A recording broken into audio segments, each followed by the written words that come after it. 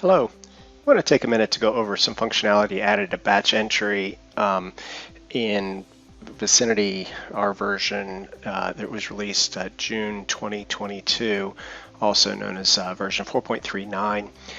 This functionality is going to start with Batch Entry, but it'll make it to the other screens as we start getting more feedback.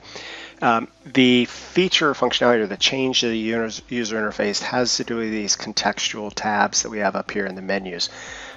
In previous releases, these tabs would only show up when a user was in a specific section.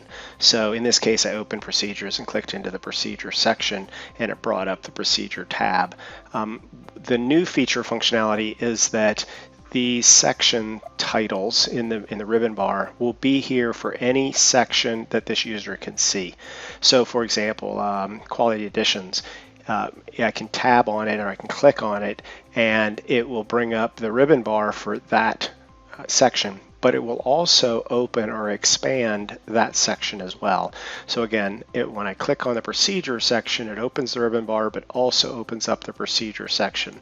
I think this will be helpful for users that spend a lot of time in batch entry, especially those that work off of a number of different types of tabs, or so in other words, they're entering end items as well as raw material procedures and quality additions and things like that.